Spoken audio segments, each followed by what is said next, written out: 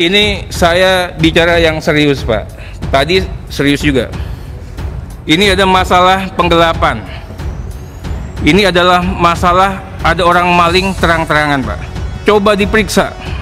Kepala Kantor Pelayanan Utama Bea dan Cukai Soekarno-Hatta, Pak. Ini terkait impor emas senilai 47,1 triliun, Pak. Ulangi, Pak, 47,1 triliun. Kita nggak usah ngurusin pajak rakyat, Pak. Potensi kerugian negaranya, Pak, 2,9 triliun. Ini bukan uang kecil, Pak, di saat kita lagi susah, Pak. Saya minta juga periksa yang PT Aneka Tambang, Pak. Dirutnya diperiksa, Vice Presidennya diperiksa. Kenapa? Setiap ada perdebatan di internal Bea Cukai, datang itu Aneka Tambang mengatakan ini hanya ini masih memang seperti itu sehingga biaya masuknya bisa 0%. Padahal sudah siap layak jual, Pak. Ini kasat mata ini, Pak, orang maling kasat mata, Pak. Ini udah luar biasa ini menyimpangnya. Ini Bapak tidak perlu sidik lagi, Bapak tinggal tangkap, ya. Karena apa? Ini semua historikalnya sudah saya bacakan tadi dan sudah ada temuan di penyidikan dan penindakan Bea dan Cukai. Saya minta tolong periksa, Pak. PT Jardin Trako Utama diperiksa itu, Pak.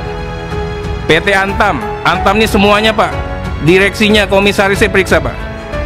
Mudah-mudahan satu temuan aja sudah sekian, Pak. Kalau yang ada 10 perusahaan ini, saya katakan mudah-mudahan kita agak teringankan untuk APBN dari sektor pendapatan negara, Pak. Terima kasih sudah klik video ini. Jangan lupa tekan tombol subscribe untuk bergabung. Dalam hitungan saya persilahkan kalian untuk tekan tombol subscribe. 10, 3, 2, 1. Saya ucapkan selamat bergabung dalam channel ini. Saya apresiasi Pak Jaksa Agung tegas untuk pengembalian aset negara, Pak. Tapi ada beberapa, Bapak-bapak, saya juga kecewa itu, ada yang tidak berkaitan langsung disita. Itu sama polisi. Nanti kalau bisa begitu masuk kejaksaan dirubahlah itu, yang nggak ada kaitannya juga jangan di ini, Pak Ali, ya. Kalau polisinya keliru, mungkin jaksanya jangan sampai keliru. Nah, mudah-mudahan kami akan berikan dukungan penuh terkait dengan penelusuran aset ini, Pak. Saya katakan begini, Pak JA, kita perlu yang namanya Central Authority, otoritas tunggal yang diberikan kepada Jaksa Agung. Untuk apa? Untuk pelacakan aset. Kalau sekarang Jaksa Agung repot, mau kerja minta tolong koordinasi lagi, koordinasi nggak selesai, Pak Ali. Ini harus diberikan kewenangan kepada kejaksaan, kepada Pak Ali untuk menjadi otorisator tunggal. Dia bisa menentukan, cukup pakai MLE lah, MLE dengan lembaga-lembaga yang lain biar lebih cepat, Pak. Mengenai Datun, fungsi kejaksaan di bidang Datun perlu didukung dan diperkuat, Pak JA. Kami ingin sampaikan kasihan jaksa-jaksa agung, jaksa-jaksa yang buat LO, Pak, yang minta bupatinya tiba-tiba dipanggilin polisi, Pak. Masa jaksa dipanggilin polisi? Ini juga dijadikan pertimbangan. Kasihan sekali, maksudnya membantu tapi diseret-seret seolah-olah ikut permufakatan jahat. Tadi Taufik Basari mengatakan apresiasi Perja 1 2001. Kebetulan saya pemerhati perempuan dan anak, Pak. Ini hadiah dan kado kami, Pak. Ini kado kami. Kita berharap betul, ya, ini bisa berjalan dengan paripurna dan mudah-mudahan kami juga akan undang Komnas Perempuan untuk bisa memberikan apresiasi kepada Pak Jaksa Agung. Kami juga apresiasi, Pak, penyelamatan aset di Jawa Timur, Pak. Ini kajatinya, Pak, luar biasa. Apa itu? 10T dikembalikan kepada negara. Apa itu? Yang sudah 47 tahun, Pak, aset dikuasai orang, akhirnya kembali ke pemerintah kota. Saat ini Bu Risma hari ini, Pak, datang ke Surabaya untuk menyampaikan terima kasih. Saya katakan nggak hanya sama Kajati terima kasihnya, sama Jaksa Agungnya juga terima kasih, Bu Risma. Saya bilang begitu, Pak. Mengenai anggaran, Pak, apresiasi paparannya Pak Wajah kemarin. Jadi contoh satu komisi itu, Pak. Tapi ingin saya sampaikan, Pak, masih terrefleksi di kita nanti, Pak. Lead 50 juta untuk satu perkara, Dik satu perkara 100 juta. Ini juga harus jadikan Pak Wajah, ya. Kasihan teman-teman yang kerja. Harusnya ini mereka pakai ad cost. Jangan dibuatkan begini, Pak. Mudah-mudahan ini dukungan dan penguatan kami, dan mudah-mudahan Bapak bisa mengusulkan kepada Pak Herman Heri ke depan, Pak. Berikutnya mengenai ini, saya bicara yang serius, Pak. Tadi serius juga. Ini ada masalah penggelapan. Ini adalah masalah ada orang maling terang-terangan, Pak. Saya ingin sampaikan, coba diperiksa Kepala Kantor Pelayanan Utama Bea dan Cukai Soekarno-Hatta, Pak. Namanya inisialnya FM. Apa yang dilakukan, Pak? Ini terkait impor emas senilai 47,1 triliun, Pak. Ulangi, Pak, 47,1 triliun. Kita nggak usah ngurusin pajak rakyat, Pak. Apa yang dilakukan? Ada indikasi ini perbuatan manipulasi, Pak. Pemalsuan, menginformasikan hal yang tidak benar, sehingga produk tidak dikenai bea impor, produk tidak dikenai pajak penghasilan impor, Pak. Potensi kerugian negaranya, Pak, 2,9 triliun. Ini bukan uang kecil, Pak, di saat kita lagi susah, Pak. Modusnya apa? Modusnya adalah impor emas 47,1 triliun dengan mempergunakan HS. HS itu Harmonized System Code, Pak, yang tidak sesuai. Ini bukan temuan pertama, Pak. Ini pertemuan kesekian kalinya. Saya tadi dikatakan Pak Suding, ada PT Jardin Trako April 2020. Pelakunya sama, Pak.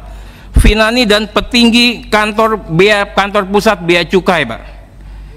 Batangan emas yang sudah bermerek, yang sudah bernomor seri, yang dikemas rapi, bersegel dan tercetak keterangan berat dan kandungan emasnya, seolah-olah dikatakan sebagai bongkahan emas. Saya minta juga periksa yang PT Aneka Tambang, Pak. Dirutnya diperiksa, Vice Presidennya diperiksa. Kenapa? Setiap ada perdebatan di internal bea cukai, datang itu Aneka Tambang mengatakan ini hanya ini masih memang seperti itu sehingga biaya masuknya bisa 0%. Padahal sudah siap layak jual, Pak. Ini kasat mata ini, Pak, orang maling kasat mata, Pak. Saya akan berikan nanti dokumen penyelewengan importasi emas batangan di bea cukai, Pak. Singkatnya, ini emas biasa, Pak. Semua emas ini kita impor dari Singapura.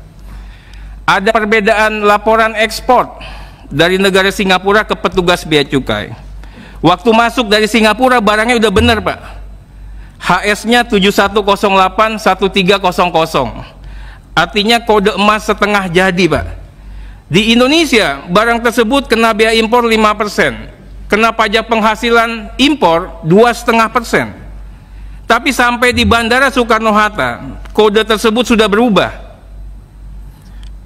Sudah berubah saat dicatat di dokumen PIB, pemberitahuan dokumen impor, yang tadi sudah berbatangan, berlabel dan sebagainya, seolah-olah dikatakan sebagai bongkahan, Pak, sebagai cash bar. Ini udah luar biasa ini menyimpangnya. Kodenya dicatat 71081210, artinya emas bongkahan. Apa konsekuensinya? Emas bongkahan tidak kena yang namanya bea impor. Apa konsekuensinya? Tidak kena lagi yang namanya PPh impor. Kita ingin sampaikan, mudah-mudahan saya bisa perlihatkan, Pak. Ini emas-emasnya ini barang siap jual yang dia katakan ini bongkahan, Pak. Apa konsekuensinya lagi? Pak Arteria, karena waktunya mesti saya perpanjang. Sebentar dulu. Ini jangan tahan nafsu dulu, tahan nafsu dulu. Lagi, Pak. Sebentar saya perpanjang dulu. Pak Jaksagung dan teman-teman saya perpanjang sampai jam 12 ya. Oh, apa konsekuensinya lagi? Ini kan hanya impor. Konsekuensinya, Pak, dari biaya impor saja itu sudah 2,35 T, Pak. 2,35 T, bukan miliar, Pak, ya. T. PPh impornya 597 M, baru dari satu perusahaan. Nanti saya akan sebutkan perusahaan-perusahaan yang lain, Pak. Kenapa, Pak? Bapak nggak usah repot-repot. Ini barang, ini temuan semua sudah ada di Direktur Penindakan dan Penyidikan Bea Cukai, Pak. Yang bermasalahnya Finar ini, Pak. Bapak bisa tanyakan ke Direktur Kepatuhan Internal. ke Direktur Teknis Kepabeanan, ke Inspektorat Jenderal. Ada main apa sehingga keluar surat intelijen? Keluar 2 surat intelijen, Pak. Ada satu perusahaan disuratin 19 Februari 2021. Saya sebutlah nama PT-nya, Pak. PT Indah Golden Signature, Pak, yang mengimpor emas itu Heros Kilo Bar itu 99,99%. Meski emas itu bermerek, sudah siap jual, punya nomor seri, Pak, dimasukkan sebagai emas bongkahan. Satu. Yang kedua, Pak, 3 hari setelah itu, Pak, tanggal 24-nya dilakukan hal yang sama. Ini beda yang dikatakan Pak Suding ini. PT Untung Bersama Sejahtera. Taunya kenapa? Jadi perbedaan berat antara di dokumen PIB dengan di fakta yang sebenarnya. Ternyata sama, Pak. Dokumen batangan emas siap jual 99,9%, punya merek juga, nomor serinya ada, ya. Dikatakan itu adalah bongkahan. Ini jelas, Pak. Ini manipulasinya dengan sengaja diletakkan kepada pos tarif yang tidak tepat. Saya ingin katakan, Pak, 2 temuan ini, petugas bea cukai sudah menyimpulkan pengimpor diduga tidak melakukan atau tidak mencantumkan dokumen HS dengan benar. Ini, Pak, saya sudah nanti saya berikan kepada Pak Jaksa Agung. Ini Bapak tidak perlu sidik lagi, Bapak tinggal tangkap, ya. Karena apa? Ini semua historikalnya sudah saya bacakan tadi dan sudah ada temuan di penyidikan dan penindakan bea dan cukai. Terakhir, ya terakhir, Pak, saya minta tolong periksa, Pak, PT Jardin Trako Utama, diperiksa itu, Pak. PT Antam, Antam ini semuanya, Pak, direksinya, komisarisnya periksa, Pak. PT Lotus Lingga Pratama, PT Royal Raffles Capital, PT Viola Davina, PT Indo Karya Sukses, PT Karya Utama Putra Mandiri, PT Bumi Satu Inti. Mudah-mudahan satu temuan aja sudah sekian, Pak. Kalau yang ada 10 perusahaan ini, saya katakan mudah-mudahan kita agak teringankan untuk APBN dari sektor pendapatan negara, Pak. Terima kasih. Wassalamualaikum warahmatullahi wabarakatuh.